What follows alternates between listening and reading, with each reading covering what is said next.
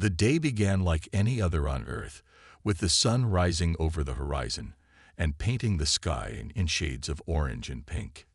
People went about their routines, unaware that something extraordinary was about to happen. High above the planet, a massive alien ship descended silently through the atmosphere. It was sleek and metallic, glowing faintly as if alive.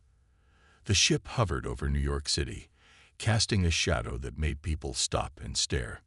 Daniel Carter stood on the rooftop of a research facility, his eyes fixed on the alien vessel.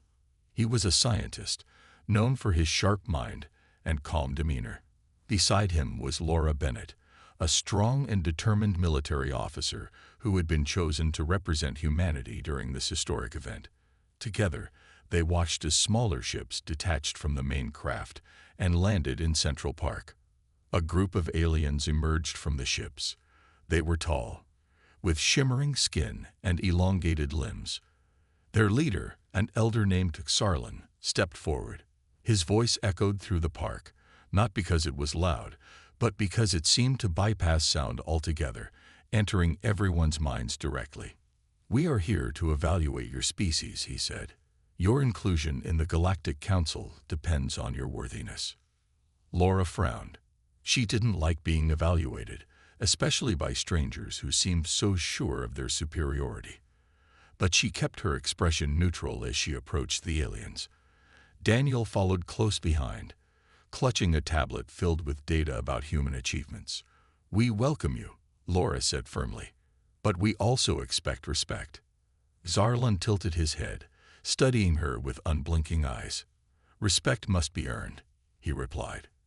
Then, without warning, one of the aliens raised a strange device. A beam of light shot out, striking Laura square in the chest. Everyone gasped, expecting her to fall or scream. Instead, she stood there, untouched. "What was that?" Laura demanded, anger flashing in her eyes.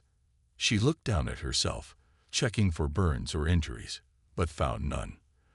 The crowd murmured nervously, unsure what to make of what had just happened.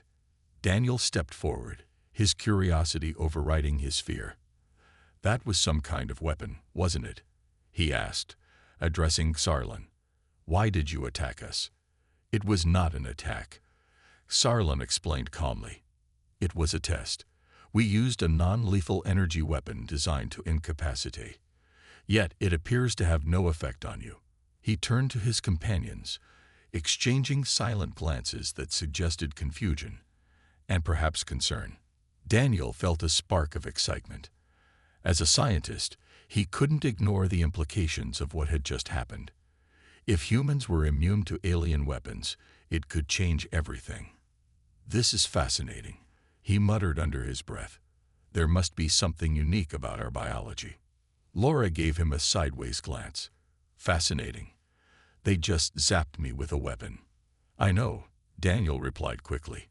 "But think about it. This could mean we're more resilient than anyone expected." As the crowd began to disperse, whispers spread like wildfire. Some people were scared, wondering why aliens would bring weapons to Earth in the first place.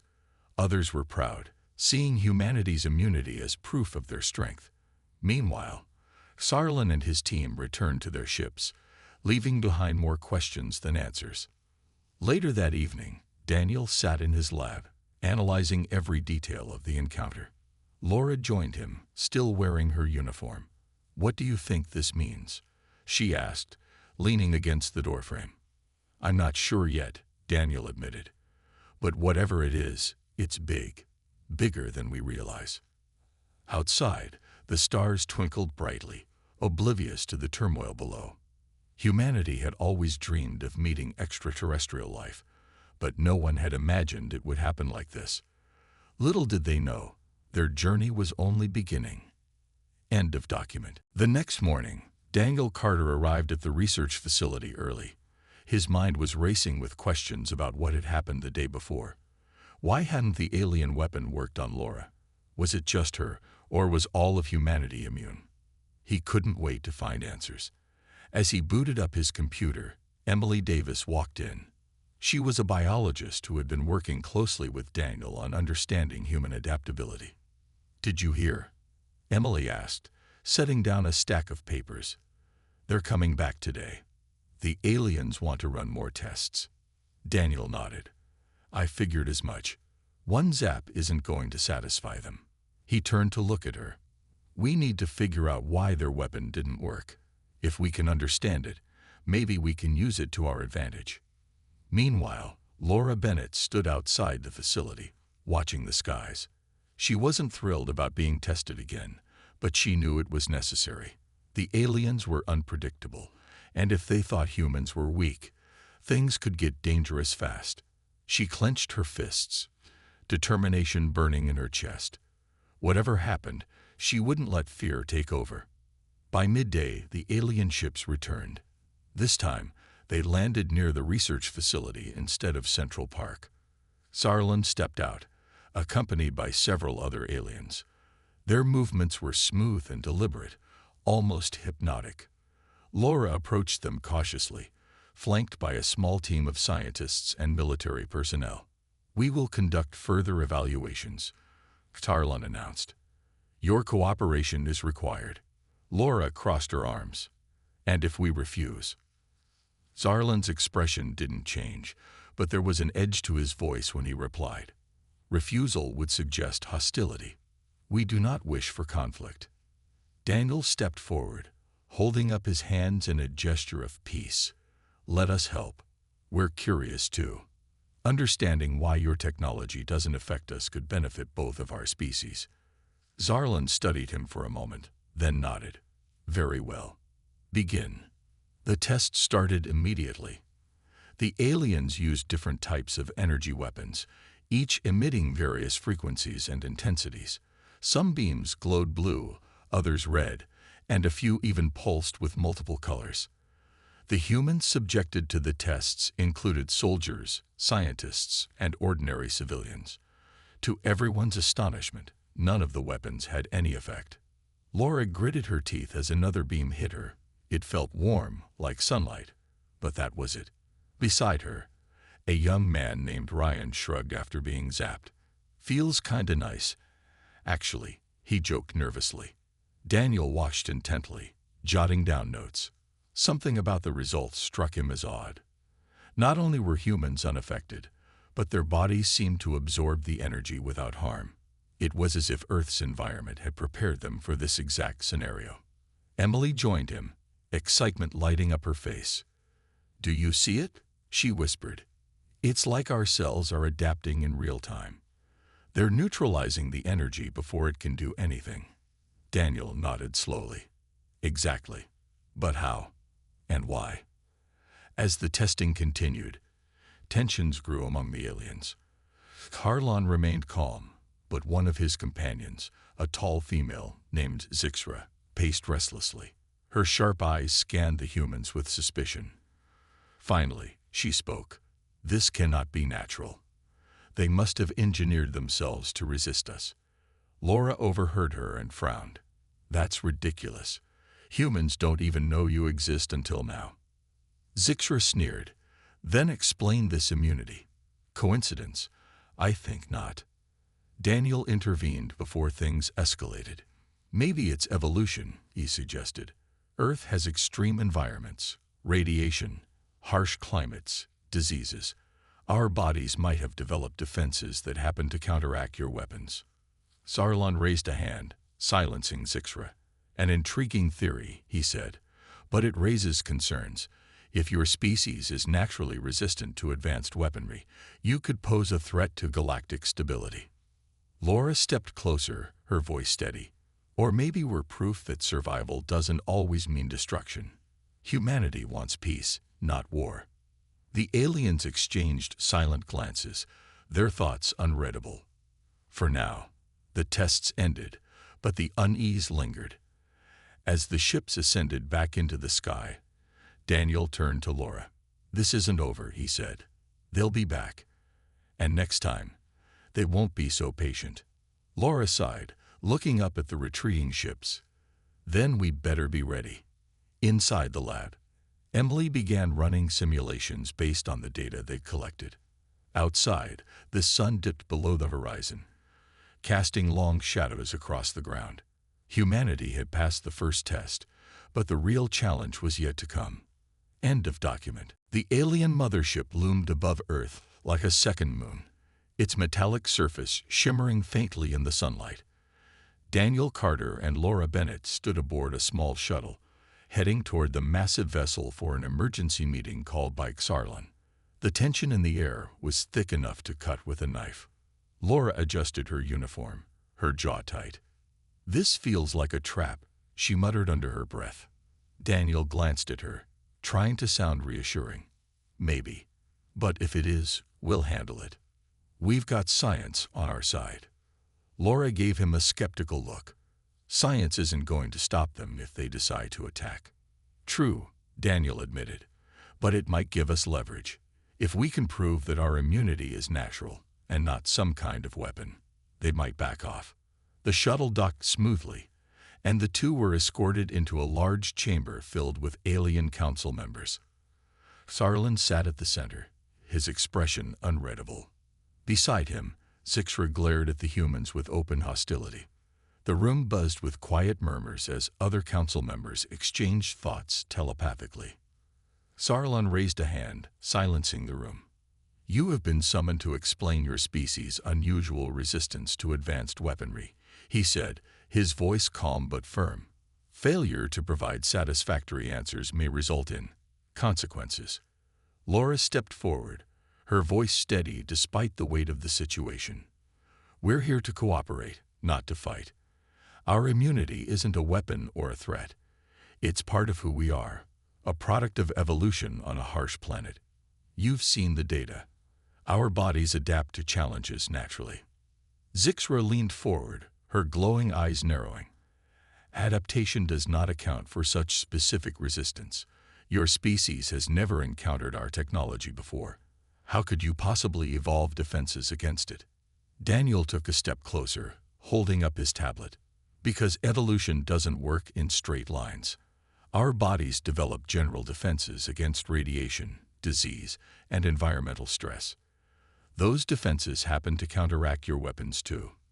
It's not intentional. It's just biology."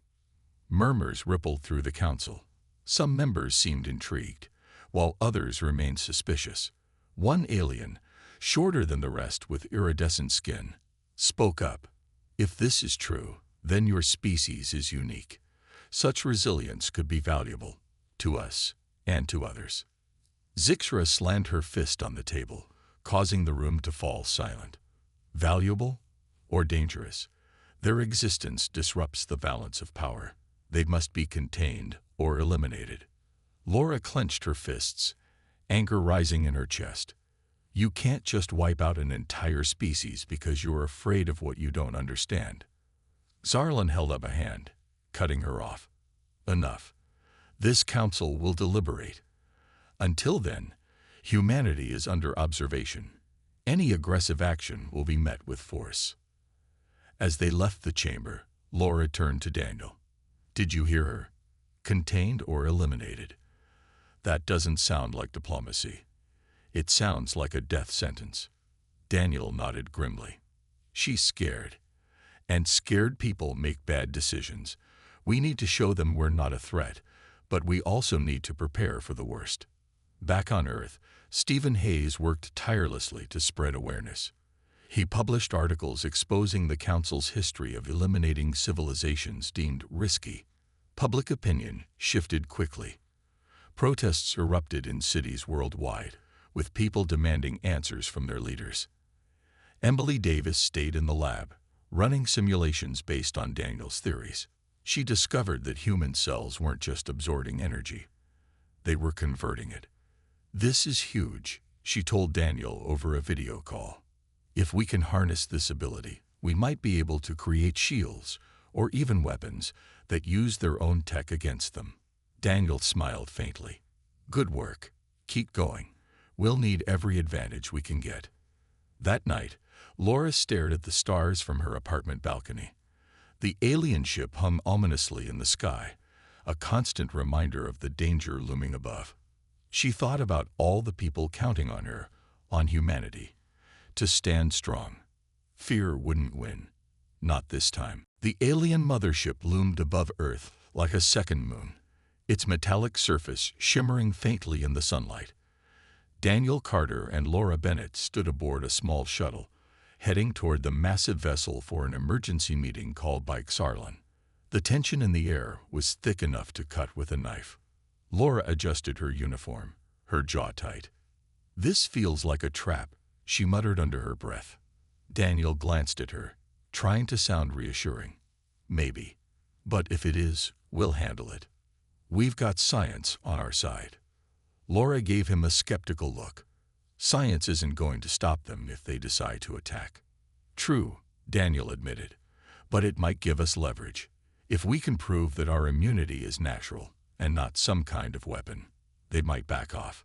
The shuttle docked smoothly, and the two were escorted into a large chamber filled with alien council members.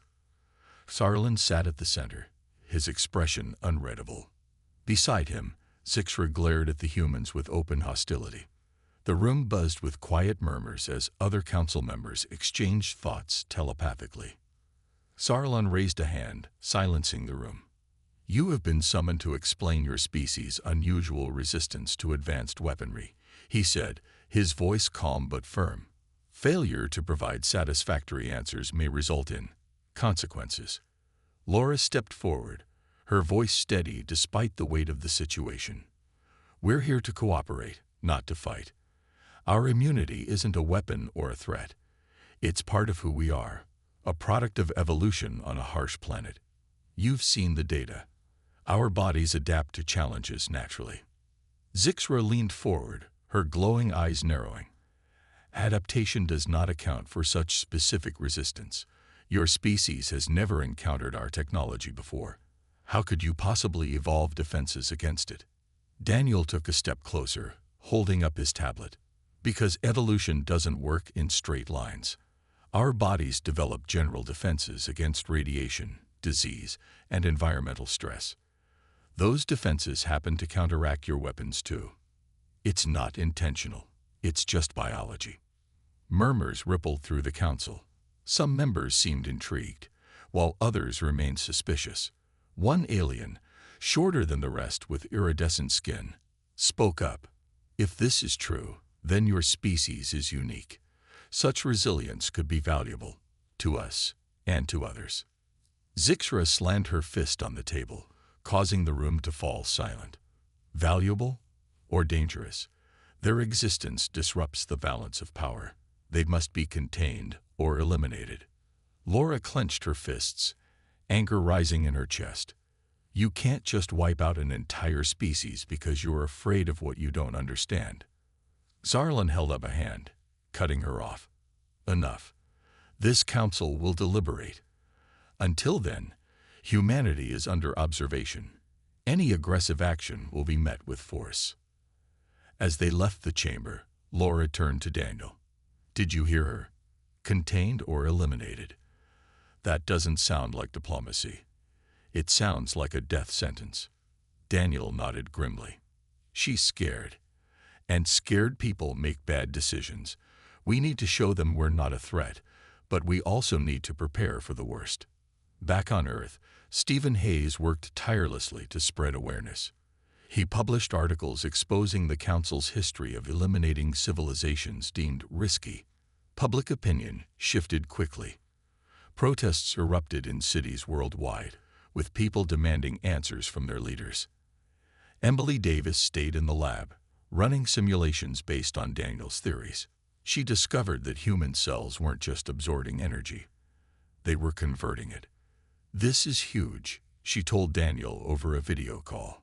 "If we can harness this ability, we might be able to create shields, or even weapons, that use their own tech against them." Daniel smiled faintly. "Good work. Keep going. We'll need every advantage we can get." That night, Laura stared at the stars from her apartment balcony. The alien ship hung ominously in the sky, a constant reminder of the danger looming above. She thought about all the people counting on her, on humanity, to stand strong. Fear wouldn't win. Not this time. The days following the meeting on the alien mothership were tense. Laura Bennett spent most of her time coordinating with military leaders, preparing for the possibility of an attack. Daniel Carter and Emily Davis worked around the clock in the lab, trying to turn their discoveries into something practical. Meanwhile, Stephen Hayes continued uncovering secrets about the Galactic Council's past actions. One evening, Stephen called Laura to his apartment. Papers and files covered every surface, and the glow of his laptop illuminated his tired face. "I found something big," he said, pointing at a document on the screen. "There's a faction within the council, rogue members who don't wait for deliberations. They act first and ask questions later." Laura frowned, leaning closer. "What do you mean?" "They'd done it before," Stephen explained. "On other planets, they've launched preemptive strikes without the council's approval. Entire civilizations wiped out because someone thought they were too risky." Daniel arrived just then, carrying a folder filled with notes. He stopped when he saw the look on Laura's face. "What's wrong?" Stephen summarized what he'd discovered. When he finished, Daniel sank into a chair, rubbing his temples. "This changes everything. If Zixra or her allies decide to attack, they won't wait for Xarlan's permission. We're running out of time." Laura stood up, pacing the room. "We need to act fast. But how do we defend against weapons we don't fully understand?" Emily joined them shortly after, holding a small device that looked like a metallic bracelet. "Maybe this is part of the answer," she said, holding it up. "We've been testing ways to harness the energy-absorbing properties of human cells. This prototype can absorb and redirect low-level energy blasts." Daniel's eyes lit up. "That's incredible. Can it handle anything stronger?" Emily hesitated. "Not yet. It's still in the early stages. But if we can improve it, it could give us a fighting chance." Laura nodded. "Good work. Keep refining it. In the meantime, I'll organize teams to distribute these prototypes to our forces. Every little bit helps." As the group discussed their plans, Xarlan sent a message to Earth. The Galactic Council had reached a decision, but they refused to share details until the next day. The delay left everyone uneasy. Zixra's influence was growing, and no one doubted her willingness to take drastic measures. That night, Laura met with Jack Monroe, a skilled pilot who had served alongside her in previous missions. "Jack, I need your help," she said. "If things go south, we might have to take the fight to them." Jack raised an eyebrow. "You mean infiltrate their ship?" "Exactly," Laura replied. "We can't sit around waiting for them to make the first move. If we disable their weapons systems, or even gather intel, it could buy us enough time to prepare." Jack grinned. "Count me in, but we'll need a solid plan and some backup." By morning, rumors spread across Earth about the Council's impending decision.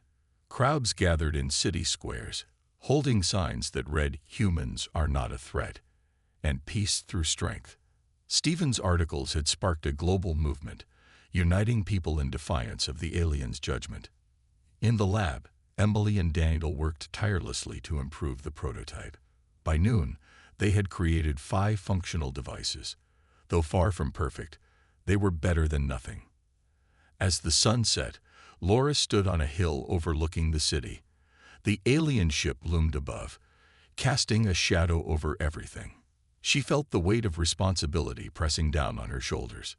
Humanity's fate rested in her hands, and in the hands of those working alongside her. Tomorrow would bring answers, and whether those answers were peaceful or hostile, humanity would face them together. End of document. The next morning, the atmosphere on Earth was heavy with anticipation. Everyone waited for the Galactic Council's decision, but Laura Bennett didn't have time to sit around. She gathered her team in a secure room at the military base. Jack Monroe stood beside her, his sharp eyes scanning the maps laid out on the table. Daniel Carter and Emily Davis joined them, bringing the energy-absorbing prototypes they had been working on. "We don't know what the Council will decide," Laura began, her voice firm. "But we can't afford to wait and see. If Zixra or her allies decide to attack, we need to hit them first, before they give the chance." Jack nodded. "Agreed. But infiltrating their ship won't be easy. They'll have defenses everywhere. Daniel stepped forward, holding up one of the metallic bracelets. These might help. They're not perfect, but they can absorb some of their weapon blasts. If we can get close enough to disable key systems, it could give us an edge. Emily added, "We've tested them as much as we can. Just don't push them too far. They overheat if they take too much energy at once." Laura turned to Jack. "How many people can you trust for this mission?" "5, including me," Jack replied. "Any more than that, and we risk being detected before we even get inside." "Good," Laura said. "You'll go in tonight under cover of darkness. Your goal is to sabotage their weapons systems, or at least gather intel on their plans. We need to know what they're capable of." As the team finalized their strategy, Stephen Hayes worked tirelessly outside the base. He had organized protests in major cities worldwide, urging people to stay united. His message was simple: humanity wouldn't back down without a fight. The movement gave people hope, but it also put pressure on the aliens. Every eye, human and alien, was watching. By nightfall, Laura and her team were ready. Jack and his crew boarded a small stealth shuttle designed to avoid detection by alien sensors. The plan was risky, but they had no other choice. As the shuttle ascended into the sky, Laura watched silently, her heart pounding. Inside the alien mothership, Zixra paced furiously. She had grown impatient with Xarlan's cautious approach. "We cannot delay any longer," she hissed to her followers. "Their immunity makes them unpredictable. If we do not act now, they will become a threat to the entire galaxy." Her allies agreed, and together they prepared to launch an unauthorized strike against Earth. Unbeknownst to them, Jack's team was already aboard, slipping through maintenance tunnels deep within the ship. Navigating the labyrinthine corridors was nerve-wracking. The walls hummed with energy, and strange symbols glowed faintly on every surface. At one point, a patrol of alien drones passed overhead, forcing the team to flatten themselves against the wall. Jack held his breath, clutching the prototype bracelet tightly. If the drones spotted them, the mission would fail before it even began. Finally, they reached the central control room. Inside, massive screens displayed maps of Earth, marked with potential targets. Jack signaled for silence as he planted a small device on the main console. It would transmit data back to Laura's team while disabling critical systems temporarily. Just as they finished, alarms blared throughout the ship. "We've been spotted," one of the team members whispered urgently. "Move," Jack ordered, leading the way back toward their entry point. Behind them, alien guards rushed to intercept, their weapons glowing ominously. Back on Earth, Laura monitored the live feed from Jack's device. Her eyes widened as she saw the aliens' plans unfold. They weren't just targeting military bases, they were aiming for civilian populations too. "They're going to wipe us out," she muttered, her fists clenched. Suddenly, Sarlon appeared on the global broadcast, his calm voice cutting through the chaos. "This council does not condone aggression," he declared. "Zixra's actions are unauthorized. Humanity must defend itself." It was both a warning and an acknowledgement. The battle lines had been drawn, and humanity was ready to fight for its survival. Jack Monroe and his team raced through the alien mothership, their footsteps echoing softly in the narrow corridors. The alarms blared louder with each passing second, and the hum of energy weapons charging filled the air. Behind them, alien guards shouted commands in a language no human could understand, but the meaning was clear: stop or be destroyed. "This way," Jack whispered urgently, leading the group down another corridor. He glanced at the glowing bracelet on his wrist, grateful for Emily's invention. So far, it had absorbed 2 direct hits from alien weapons, giving them just enough time to escape. But he knew it wouldn't last forever. The team reached a junction where the path split into 2 directions. One led back toward their shuttle. The other went deeper into the ship. "Which way?" one of the crew members asked, panting heavily. "We stick to the plan," Jack replied firmly. "Back to the shuttle." If we get cornered, we're done. As they turned left, a group of aliens blocked their path, their weapons raised. Jack cursed under his breath and quickly motioned for his team to retreat. They doubled back, only to find more guards approaching from behind. Trapped, they pressed themselves against the wall, searching for an escape route. There, one of the team members pointed to a small hatch above them. It looked like an air vent, barely large enough for a person to crawl through. Without hesitation, Jack boosted the first team member up, then followed closely behind. The others scrambled after him as the aliens fired below, their blasts hitting the walls harmlessly. Inside the vent, the team crawled as fast as they could, the sound of their breathing mixing with the distant hum of the ship. Finally, they emerged near the docking bay where their shuttle waited. But before they could reach it, a massive alien guard stepped into view, blocking their path. "Stay calm," Jack muttered, raising his hand slowly. He glanced at the prototype bracelet on his wrist, which was still warm from absorbing energy earlier. It might not stop a direct attack, but it could buy them a few precious seconds. To everyone's surprise, Sarlon appeared suddenly, stepping between the guard and Jack's team. His presence was commanding, and the guard hesitated, lowering his weapon slightly. "Enough," Sarlon said, his voice resonating with authority. "These humans have done nothing wrong." Zixra stormed into the bay moments later, her glowing eyes filled with fury. "You dare interfere? They are a threat to us all. They are not your enemy." Sarlon countered sharply. "Your fear blinds you, Zixra. Humanity has shown resilience, not hostility. To destroy them would make us no better than those who seek chaos." For a moment, the room fell silent. Zixra clenched her fists but said nothing. Her followers exchanged uneasy glances, unsure whether to side with her or obey Sarlon's command. Jack seized the opportunity.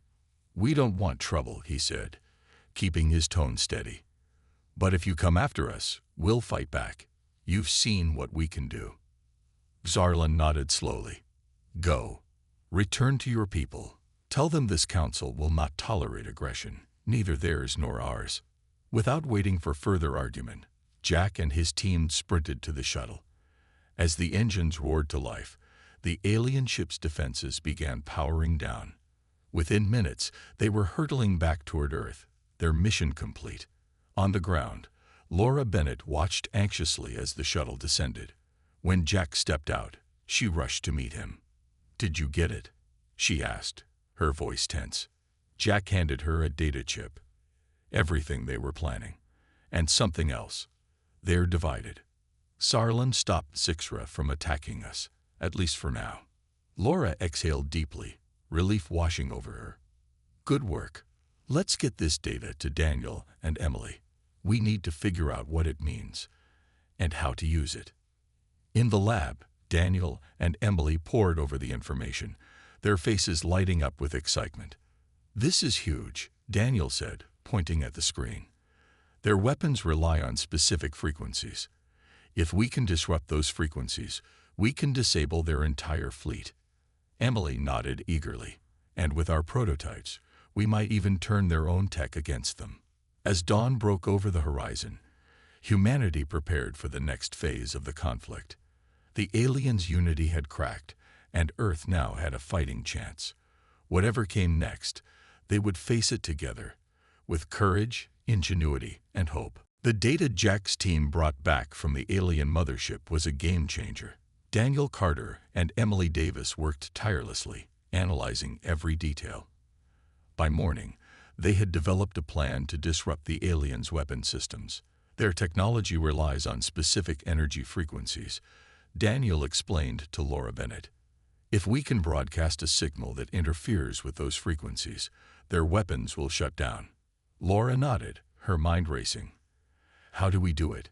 Can we use the prototypes?" Emily held up one of the metallic bracelets. "We've modified them to emit a reverse frequency. If enough of these are activated at once, they could create a field that neutralizes their weapons temporarily." "That's our edge," Laura said firmly. "We'll distribute these to our forces.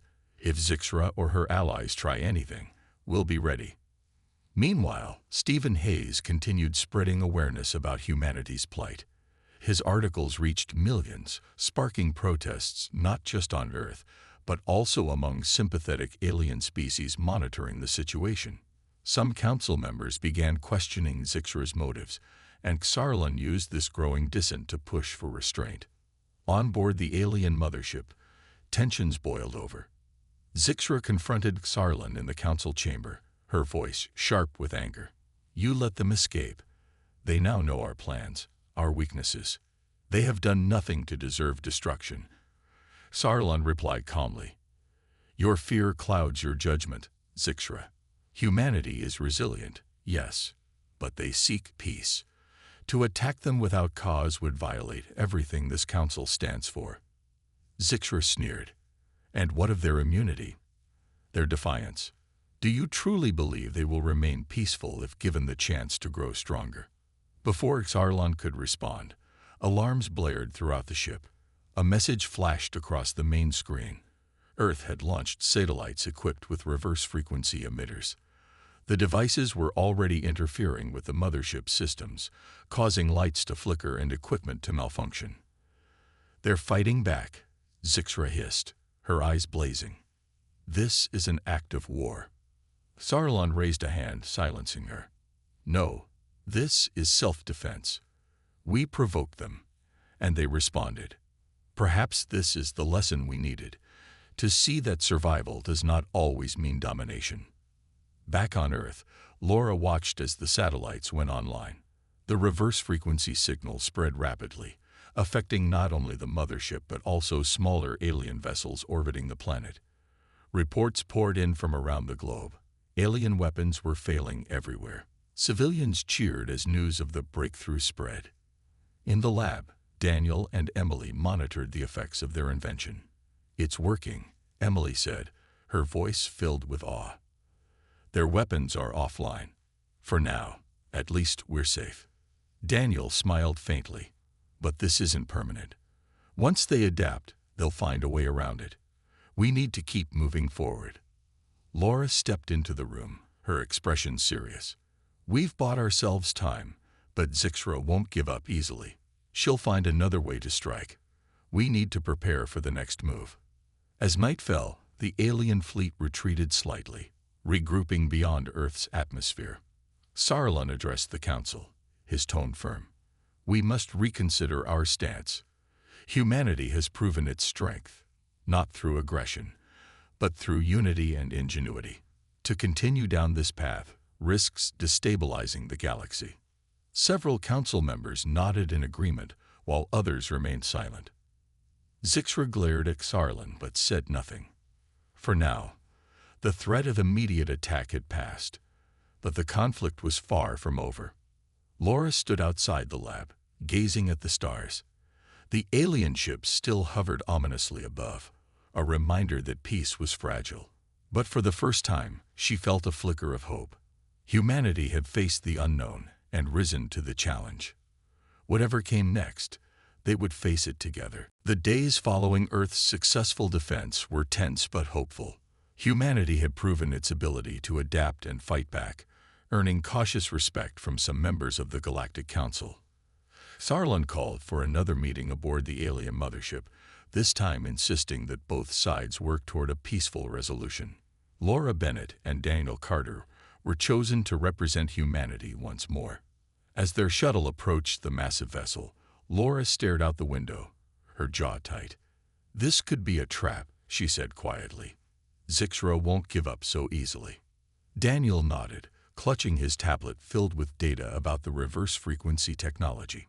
"Maybe not, but we got something they didn't expect. Proof that we can think ahead. That might keep them talking." Inside the council chamber, the atmosphere was charged. Zixra stood near the center, her glowing eyes fixed on Laura and Daniel as they entered. Xarlan greeted them calmly, his tone measured. "You have shown remarkable resilience," he began, "but tensions remain high. If we are to avoid further conflict, we must find common ground." Laura stepped forward, her voice steady. "We don't want war. All we've ever asked for is respect and understanding. Your tests, your weapons, they've only shown that humans are survivors. Isn't that something worth valuing?" Zixra snarled, stepping closer.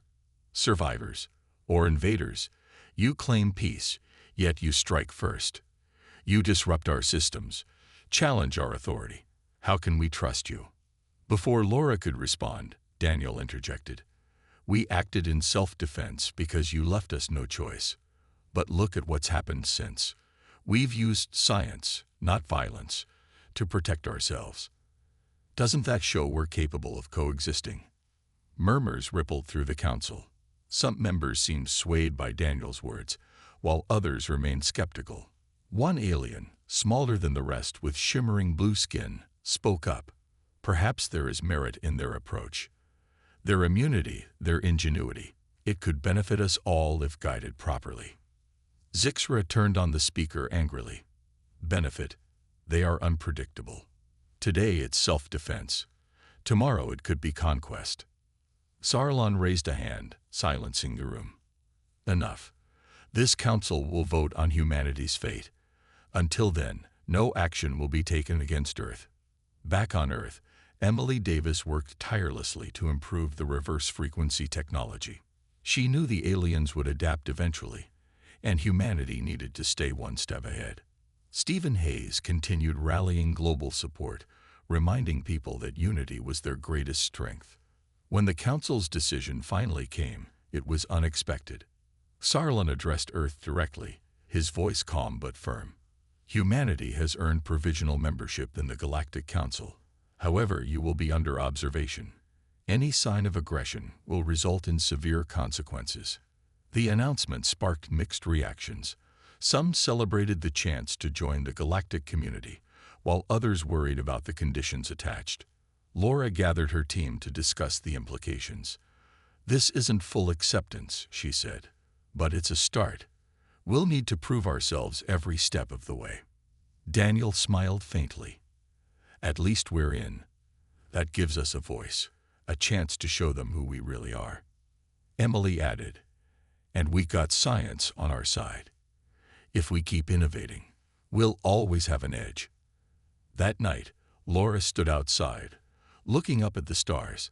The alien ships still lingered above Earth, but their presence felt less threatening now. Humanity had faced fear, uncertainty, and danger, and come out stronger. Whatever challenges lay ahead, she knew they would face them together. For the first time in weeks, Laura allowed herself a small smile. The road ahead wouldn't be easy, but humanity had already proven one thing. Even in the face of overwhelming odds, they could adapt, survive, and thrive. Months passed, and Earth began to settle into its new role as a provisional member of the Galactic Council. The alien ships no longer loomed menacingly in the sky, but instead orbited at a respectful distance. Trade routes opened, and cultural exchanges flourished as humanity took its first steps into the galactic community. Yet, beneath the surface of progress, tensions remained. Daniel Carter spent his days working alongside alien scientists, sharing knowledge about human biology and reverse frequency technology. Emily Davis joined him, eager to learn from advanced alien techniques while teaching them about Earth's unique adaptability. "This is how we build trust," Daniel told her one evening as they reviewed data together. "By showing that we're willing to share, not just take." Laura Bennett, now leading an intergalactic task force focused on maintaining peace. She worked closely with Sarlon, who had become an unexpected ally.